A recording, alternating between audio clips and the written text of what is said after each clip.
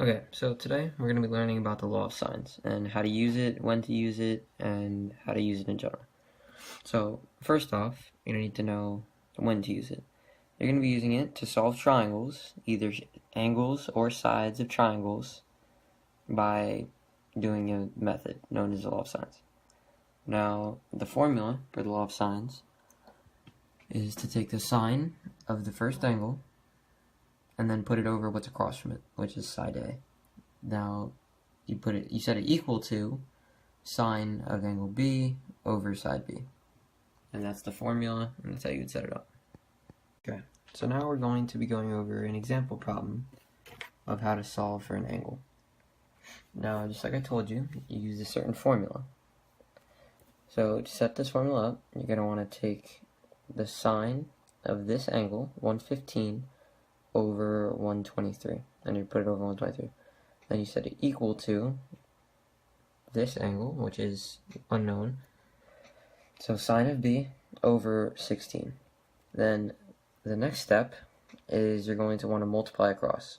So you're going to get 16 sine of 115 equals 123 sine of B. Next step is you're going to want to you're going to want to isolate sine of B so that you can get this. So you want to get rid of that 123. So you divide it to the other side, then you'll have 16 sine of 115 over 123 equals sine of B, which is sine, inverse sine. So once you get to this step, you're going to want to plug it into the calculator, just like I did right here. The most important step is to make sure that you type sine of -1. For that, you have to click second and then sine. And then you plug it in, and you'll get 6.77, which is 6.8. So now I'm going to be showing you how to use the law of sines to find a side. So B is the side that we want to solve here. This was unknown, so you didn't know this until I wrote it. But as we know, in triangles, you can add all the sides up and they equal 180. So you could do 116 plus 30 is 146, and you can subtract that from 180, and you'll figure this out to be 33. So then you'll plug everything in like normal. You'll have sine of 116, across from that is side B. Then you'll have sine of 33, the angle we just found, across from 19. Then you cross multiply. So B sine 33 equals 19 sine of 116. Then you want to isolate your variable, so you want to give B alone. So you have 19 sine of 116 over sine of 33. Then you plug it into a calculator, and you'll get 31.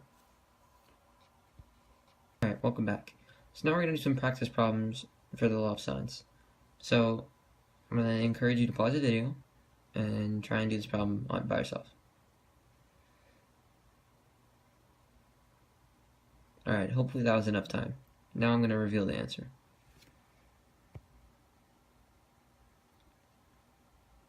And the explanation for this is simply how you set it up. So you want to take the angle, 73, put it over the opposite, what's across from it, so 12. So we put sine of 73 over 12.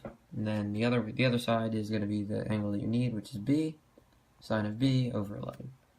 And again, second step, multiply across, then isolate your variable, and plug it into a calculator. Okay, now we're going to be moving on to another practice problem. Again, pause the video, try it on your own, see how you do. Alright, put the answer on, there it is, and again, it's the same process, sine of this angle across from that side, which is the unknown. Then it's equal to sine of this angle over what's across from it. Again, you're going to want to multiply across, isolate for your variable, which this time is just a single B. Plug it in the calculator, get your answer. Alright, so that is the end of the lesson about the law of sines. Hopefully that helped you. Hopefully it was a good review, and I hope it helped.